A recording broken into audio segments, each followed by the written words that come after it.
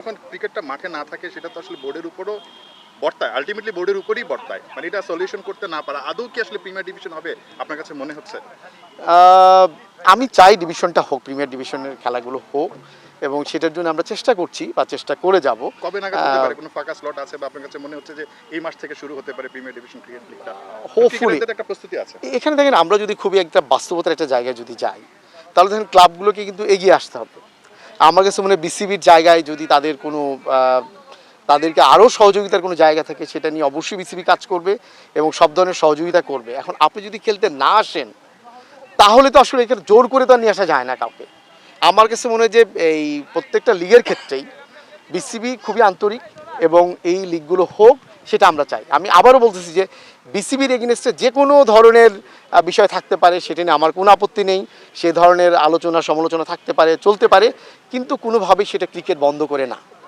আমি সবসময়ই একটা বিষয় বলি যে যেহেতু এটা একটা গণতান্ত্রিক পদ্ধতি নির্বাচন, সেখানে নিয়ে বিতর্ক থাকতে পারে, সেটা নিয়ে সমালোচনা থাকতে পারে, আলোচনা থাকতে পারে, কিন্তু কোনোভাবেই সেটা যেন আমাদের ক্রিকেটকে ক্ষতিগ্রস্ত না করে। এটা আমার মনে হয় আমরা যারা পক্ষে বা বিপক্ষে তাদের সবারই এটা মনে রাখা উচিত, এবং অবশ্যই প্রত্যেকটা লিগ হওয়া উচিত, এবং এটা পরস্পরকে সহযোগিতা করা উচিত। বাবু ভাই, আপনি বলছিলেন যে আসলে একজন দুজন করে মোটামুটি 3জন বোর্ড ডিরেক্টর পদত্যাগ করলেন। আমরা এমনও শুনছি আরও কয়েকজন করতে পারেন। এটা নিয়ে হয়তো আপনি ওভাবে বিব্রত না, বাট অনাকাঙ্ক্ষিত আপনি বলছেন। বাট কয়েকজন ক্রিকেটারকে আমরা স্ট্যাটাসও দিতে দেখেছি যে প্রিমিয়ার ডিভিশন ক্রিকেট লিগটা হচ্ছে না। তারা বলছিলেন যে আমরা আগে অনেক ভালো দিন কাটাইতাম, এরকম বিভিন্ন ধরনের স্ট্যাটাস আমরা দেখেছি। এই যে প্রিমিয়ার ডিভিশন ক্রিকেট লিগটা হচ্ছে না, ক্রিকেটারদের যে রুটি বা একটা ইম্পর্টেন্ট জিনিস, যেটা ক্রিকেটাররা বা আপনাদের বোর্ডেরও একটা অনেক গুরুত্বপূর্ণ জিনিস যে আপনারা খেলাটা চালাবেন। সো প্রিমিয়ার ডিভিশন ক্রিকেট লিগটা যে হচ্ছে না, এটা নিয়ে কি বিব্রত কিনা আপনারা? এটা যদি আপনি বলেন তাহলে তো অবশ্যই, কারণ হচ্ছে যে ধরেন আমরা তো, বিসিবি তো চাচ্ছে যে প্রিমিয়ার সমস্ত লিগগুলোই হোক। আমরা কিন্তু চেষ্টাও করেছি প্রত্যেকটা ক্লাবের সাথে বসার জন্য, এবং আমি আবারও বলবো যে ক্লাবগুলোকেও আমার দিক থেকে আমি তাদেরকে আহ্বান জানাবো যে আসলে সমালোচনা চলুক, প্রতিযোগিতা চলুক, কিন্তু ক্রিকেট বন্ধ না হোক। বাট দিন শেষে কিন্তু আলটিমেটলি আমরা তো এর আগেও দেখেছি যে অনেকগুলো ক্লাব পার্টিসিপেট করেনি, কিন্তু সেই সেম যদি অবস্থা হয় তো সেক্ষেত্রে বিকল্পটা কি? একটা বিকল্প অল্টারনেটিভ নিশ্চয়ই বোর্ড চিন্তা করে রেখেছে বা করা উচিত ফর ক্রিকেট। রাইট, সেক্ষেত্রে বোর্ড হয়তো বিকল্প লিগের চিন্তা করবে। ভাইয়া, থার্ড ডিভিশন হচ্ছে না, সেকেন্ড ডিভিশন কিছু ক্লাবকে বাদেই হয়েছে, ফার্স্ট ডিভিশনও হয়তো বা বিকল্প ধারায় যাচ্ছে। এই মুহূর্তে আবার ঘরের মাঠে একাধিক সিরিজ বড় বড় দলের সাথে, আবার বোর্ডের এগেনস্টে নির্বাচন নিয়েও তদন্ত হচ্ছে। সব মিলিয়ে কি আপনারা একটু চাপে কিনা?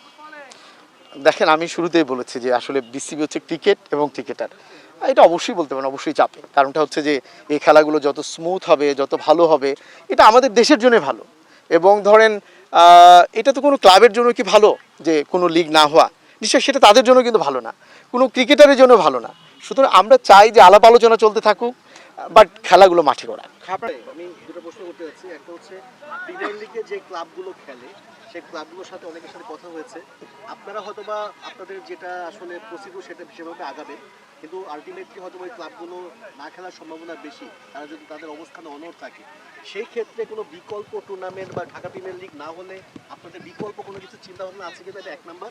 আর দুই নাম্বার হচ্ছে এই Dhaka premier league, first division, second division এইসব লিগ নিয়ে যে এত সমস্যা তৈরি হচ্ছে ক্লাবগুলোর সাথে, সিসিডিএমের যে প্রধান তিনি এই মুহূর্তে দেশে নেই, এরকম একটা পরিস্থিতিতে তিনি আসলে কতটুকু কাজ করছেন, বা তিনি আসলে সেই অনলাইনে এগুলো কি সমাধান করা সম্ভব, নাকি তার আসলে এই মুহূর্তে দেশে থাকাটা জরুরি ছিল এই ধরনের সমস্যাগুলো সমাধানের জন্য?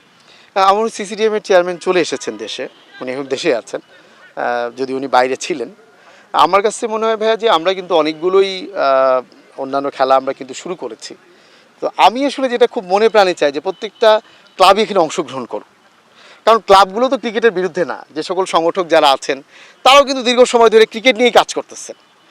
আমার একটাই জায়গা, সেটা হচ্ছে যে বিসিবির উপরে, বোর্ডের উপরে তাদের কোনো অভিমান থাকতে পারে, অভিযোগ থাকতে পারে, কিন্তু সেটা খেলা বন্ধ করে না। খেলা চালু অবস্থাতেও কিন্তু সেই অভিযোগগুলো নিয়ে আমরা আলোচনা করতে পারি, কথা বলতে পারি, অনেক কিছু হতে পারে। এবং আমি হোপফুলি যে আগের চাইতে এখন বোধহয় পরিস্থিতির কিছুটা পরিবর্তন হবে। একটা প্রশ্ন করতে আছে, সেটা হচ্ছে যে আমরা অনেক সময় দেখি যে বিসিবির চুক্তিবদ্ধ ক্রিকেটার যারা আছেন, এমন অনেক ক্রিকেটার আছেন ন্যাশনাল টিমের বাইরে তারা বিভিন্ন সময় বোর্ডের সমালোচনা করছেন বা বোর্ডের বিভিন্ন অনেক কিছু অনেক ধরনের ক্রিটিসিজম করছেন। আবার আমরা যদি দেখি পাকিস্তানের কথা, কিছুদিন আগে দেখলাম যে তাদের একটা এরকম একটা নিয়ম করেছে যে সোশ্যাল মিডিয়াতে কোনো পোস্ট করলে অবশ্যই বোর্ডের অনুমতি দিতে হবে বা বোর্ডের সমালোচনা করা যাবে না বা চুক্তি ভঙ্গ ক্ষেত্রে। আপনারা এই ধরনের কোনো কিছু চিন্তা ভাবনা করছেন না? আপনি তো মিডিয়া কমিটির চেয়ারম্যান, সো এই ব্যাপারগুলো আপনি নজরে আনছেন কিনা বা এই ব্যাপারে কোনো আপনি উদ্যোগ নিচ্ছেন কিনা? আমার কাছে মনে হয় যে ভাই এখনও তো আমাদের এরকম কোনো গাইডলাইন নাই, সেই কারণে ধরেন এক ধরনের কথা বলতেই পারে। তবে আমার কাছে মনে হয় যে অবশ্যই সোশ্যাল মিডিয়া একটা গাইডলাইন থাকা উচিত, যে আমরা আসলে কতটুকু পর্যন্ত বলবো বা বলবো না, এটা অবশ্যই আমাদের থাকা উচিত। এটা আমি পার্সোনালি ফিল করি যে এটা কিন্তু সব জায়গায় আছে। হ্যাঁ, আমার মনে হয় এখানেও আমি বলতেছি না যে কারো কথা নিষিদ্ধ করা বা বন্ধ করা এরকম মোটেই না, কিন্তু একটা গাইডলাইন বা একটা নীতিমালা থাকা উচিত। কারণ দিনের শেষে আসলে এমন কোনো অ্যাক্টিভিটিস আমাদের কারোর জন্যই নিশ্চয়ই কাম্য না যেটা আমাদের ক্রিকেটকে ক্ষতিগ্রস্ত করে। একটু মোটা দাগে এটা কি মনে হচ্ছে অন্য সকল বোর্ড থেকে আপনার বোর্ডটাকে সবচেয়ে বেশি ডিফিকাল্টিস ফেস করতে হচ্ছে? আগে যতগুলো বোর্ড ছিল আসলে সেইভাবে যদি বলতে চান তাহলে কিন্তু এটা বলতে হবে যে আগের কোনো বোর্ড নিয়ে, কারণ আগের যে গভর্নমেন্ট ছিল, যারা ফ্যাসিস্ট ছিল, তাদের ব্যাপারে কিন্তু কেউই কখনো মুখ খুলে নাই। সুতরাং তখন সে প্রশ্নটা থেকে যায় যে তখন আসলেই কি কথা বলার সুযোগ ছিল কিনা। এটা আমার মনে হয় আপনারা যারা সাংবাদিক তারা আরও ভালো কোশ্চিন তাদের কাছে করতে পারবেন। হ্যাঁ, তো তখন যেহেতু কথা বলার সুযোগ ছিল না, সে কারণে হয়তো অনেক কথা তারা বলতে পারে নাই। এখন কথা বলার সুযোগ আছে, উন্মুক্ত পরিবেশ আছে, সো দ্যাট তারা বলতে পারে। সব ধরনের খেলার খবর পেতে সাবস্ক্রাইব করুন। সঙ্গে থাকুন খেলার পাতার।